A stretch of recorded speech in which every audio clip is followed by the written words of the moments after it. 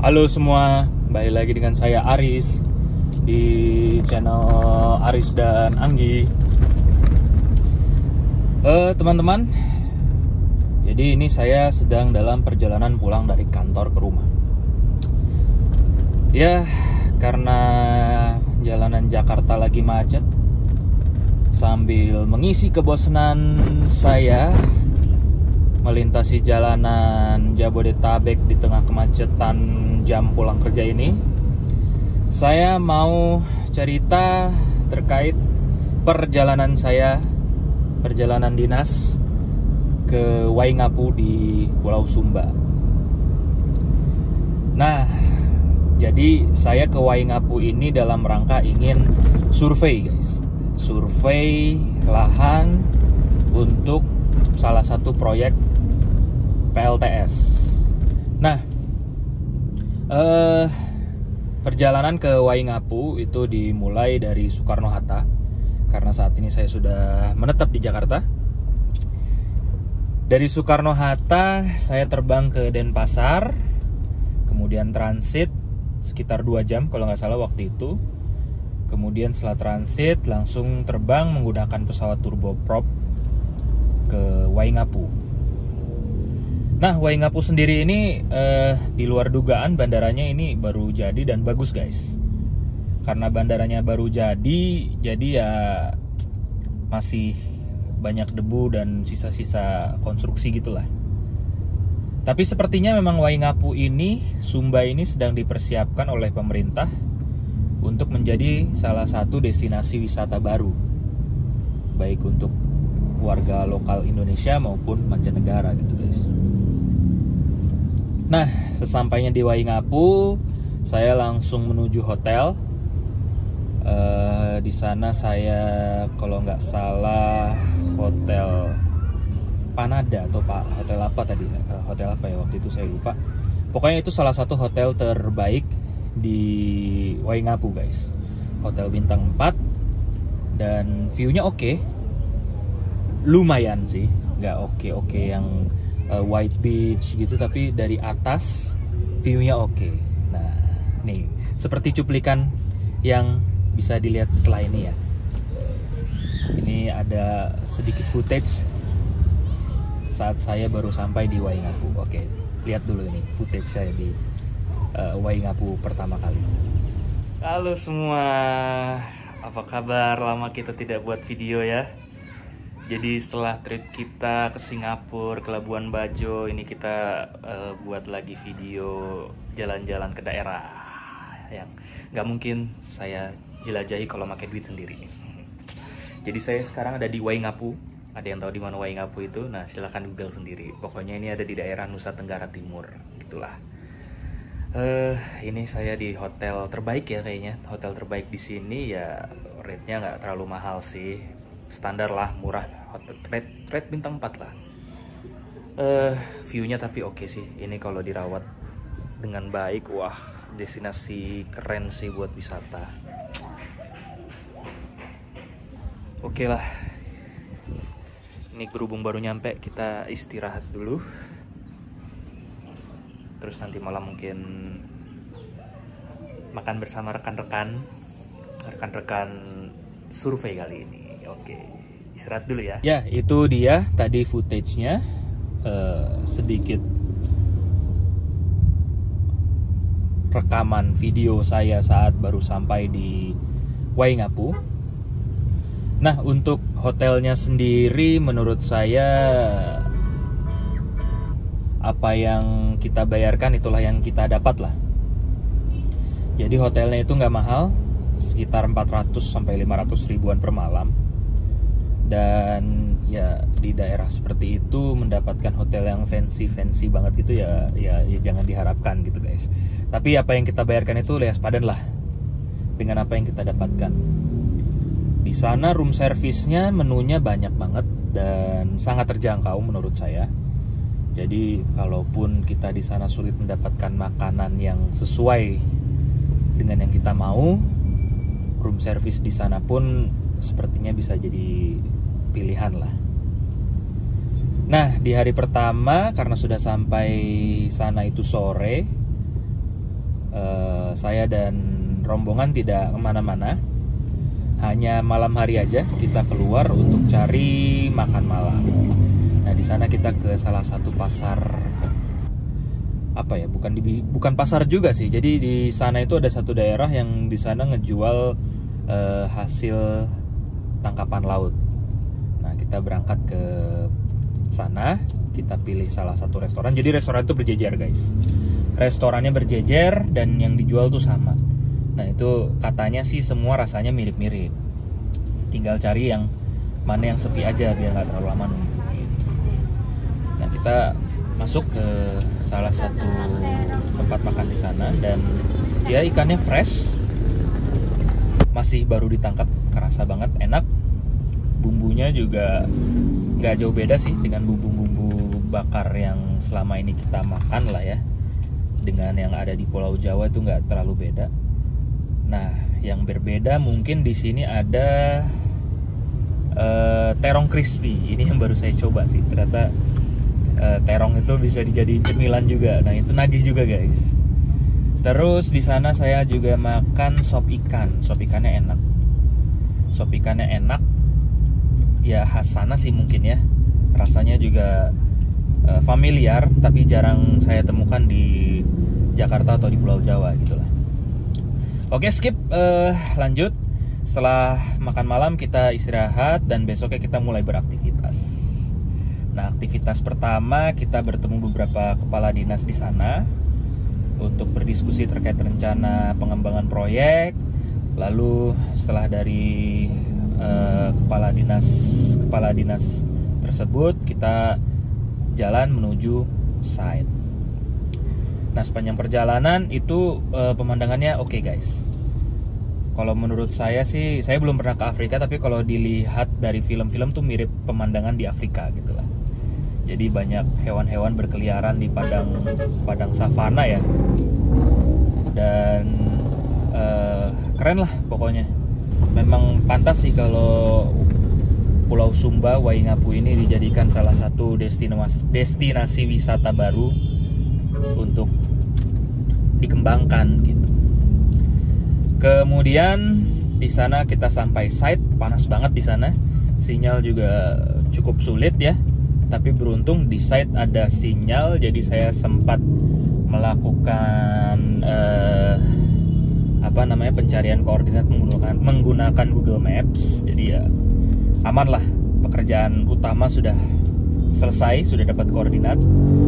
Kemudian selanjutnya kita berkunjung ke rumah salah satu kepala suku. Nah, kebetulan site PLTS yang mau kita bangun ini berada di salah satu Desa Mondu. Desa Mondu ini nantinya akan dijadikan desa wisata oleh pemerintah setempat, gitu guys.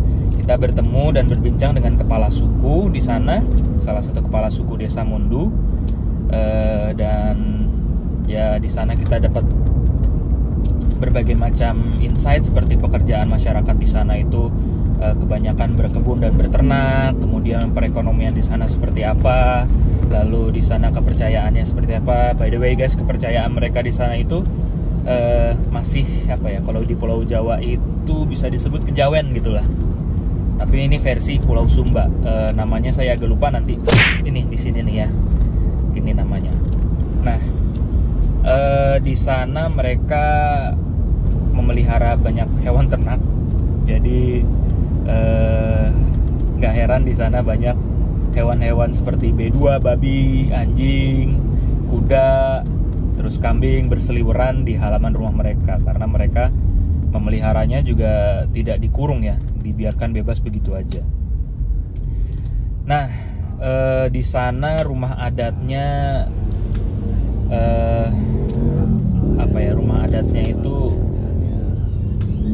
khas ya. Saya juga jarang lihat rumah yang seperti itu, tapi hampir semua rumah di daerah situ, di Desa Mondu itu bentukannya sama guys, gitu. Bentukannya sama, dan di sana masih benar-benar off grid banget. Listrik juga kayaknya belum nyampe di sana deh. Sinyal juga nggak ada gitu guys. Tapi itu tidak menjadi halangan, dan justru saya senang karena di sana saya mendapatkan pengalaman baru dan mendapatkan pengetahuan baru.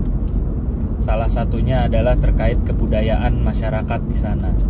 Jadi yang unik, yang berbeda dari budaya kita di Pulau Jawa, budaya saya di Pulau Jawa di Jakarta ini, itu adalah adanya salah satu suguhan ketika kita bertamu. Itu suguhannya itu dari biji-bijian atau apa gitu, seperti yang ada di gambar berikut ini nih. Nah seperti itu, jadi kita datang, kita dikasih suguhan seperti itu. Saya nggak tahu ya itu apa, belum saya cari tahu juga, dan saya nggak tahu itu dimakan atau diapain gitu ya. Jadi hampir semua penduduk yang kita datangi memberikan kita suguhan seperti itu gitu guys. Kemudian ya kita berbincang, lalu kita setelah dari kepala suku kita pergi ke salah satu daerah yang bisa dibilang objek wisata lah di situ. Kita ke air terjun yang berada di Desa Mondu tersebut, yang dikelola oleh warga setempat, yang merupakan salah satu destinasi wisata binaan dari Bank BRI kalau nggak salah. Nah di sana kita nyampe, parkir, terus dari tempat parkir ke site wisatanya itu kurang lebih sekitar setengah jam hiking gitu ya. Dan hikingnya ini menurut saya agak berat karena kita harus menuruni tangga yang cukup curam. Turunnya nggak masalah, tapi naiknya itu yang bikin ngos-ngosan gitu guys. Di sana air terjunnya masih asli banget, dan bagus banget di sana.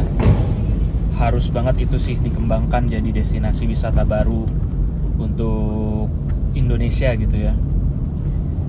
Nah dari sana kita foto-foto, nikmatin pemandangan, terus kita cabut lagi, pergi lagi untuk mengunjungi kepala desanya sekarang guys. Kita berkunjung ke rumah kepala desanya. Nah di sana kita berbincang-bincang lagi sampai maghrib.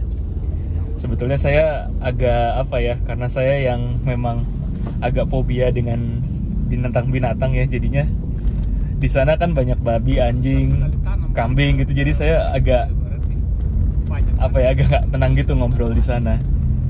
Takut aja gitu, takut tiba-tiba ada babi lewat kaki saya gitu kan. Saya ngeri juga ada anjing lompat ke saya gitu. Walaupun enggak sih, itu cuman pikiran saya aja. Mereka tuh sepertinya udah jinak dan udah ngerti kalau ini tuh tamu jangan diganggu gitu. Tapi tetap aja saya agak khawatir gitu.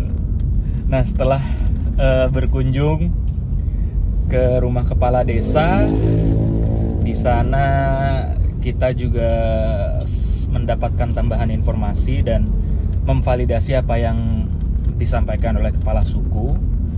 Kurang lebih topik pembicaraannya seperti cuplikan berikut ya. Di sini sebutannya apa? Dusun atau kampung itu Pak kalau di Mondu? Di bawahnya desa? Di bawahnya desa dusun. Dusun ya? Ya. Ada berapa dusun? Di sini di Mondu 3. Ya, desa persiapan 2. Persiapan 2. Persiapan ada 2 Pak. Satu lagi apa Pak berarti? Ya. Satu lagi yang persiapan. Tadi ada satu. Satu saja persiapan. Satu saja desa persiapan. Dusunnya apa aja Pak tadi Pak? Dusunnya dusun 1, dusun 2 saja. Dusun 1, dusun 2 ya. Ya. Kalau yang di dekat ini tadi, yang dekat air terjun itu dusun 1, dusun 2. Oh iya. Tadi kalau di sini sebelah sini lagi mau mendaki, mau mendekat itu lokasi ya dusun 1. Di sini Ya. dusun? Kalau di sini dusun 1. Dusun 1 ya. Desa Induk. Desa Induk. Ya, kalau di bawah sana tempat survei tadi air itu dusun 3. Dusun 3. Oh. Nah setelah itu udah maghrib, kita balik ke hotel kemudian istirahat. Nah keesokan harinya karena saya ada kerjaan yang tidak bisa ditinggalkan, beberapa Zoom meeting dan ada pekerjaan yang harus saya selesaikan hari itu juga. Jadi di hari kedua saya tidak ikut rombongan, stay di hotel mengerjakan tugas. Dan baru di hari ketiga saya kembali melanjutkan site survey bersama rekan-rekan rombongan. di hari ketiga kita berkunjung ke kantor kepala desanya guys. Jadi kepala desa yang kita kunjungi di hari pertama itu kita kunjungi lagi tapi di kantornya. Di sini terlihat sekali guys ketimpangan ekonomi di tempat kita ya, di tempat saya di Pulau Jawa di Jakarta dengan di Desa Mondu di Pulau Sumba. Di sana yang disebut kantor kepala desa aja tuh sepertinya tuh menurut saya kurang layak ya untuk kantor seorang kepala desa di sana. Jadi ya bersyukurlah kita masih bisa menikmati fasilitas yang serba lengkap di Pulau Jawa ini. Dan ya saya berharap sih pertumbuhan dan pembangunan itu lebih merata lagi di seluruh Indonesia gitu guys. Di sana kita mengambil beberapa data terkait kependudukan, data-data sosial, budaya. Kemudian setelah itu kita kembali keliling-keliling, kita ngelihat tapping point, titik sambung untuk PLTS. Lalu dari situ kita berkunjung ke salah satu pantai yang masih asri, yang belum terjamah oleh turis-turis lokal maupun mancanegara. Mungkin ada beberapa turis mancanegara, saya lihat beberapa bule lewat ke sana tapi tidak ramai guys gitu. Dan ini sebetulnya kalau dikelola dengan baik tuh bisa bagus banget, soalnya pasirnya putih, indah. Dan kalau kita keluar dari lokasi pantai itu udah padang rumput gitu guys. Dan kalau musim kemarau seperti kemarin tuh bener-bener vibesnya tuh kayak di Afrika. Ada banyak hewan-hewan berkeliaran di padang rumput gitu. Ya keren lah pokoknya. Nah terus dari sana kita sedikit ngambil gambar, terus istirahat, makan siang, kemudian kita kembali ke hotel. Selesai sudah site visit kita, begitu guys. Nah hari ketiga itu kita kembali ke Jakarta dari Waingapu, transit di Denpasar kemudian direct flight ke Jakarta. Gitu guys, ini saya udah mau nyampe rumah. Dan itu sedikit cerita pengalaman saya ke Waingapu di Sumba. Terima kasih bagi yang sudah menonton. Sekian.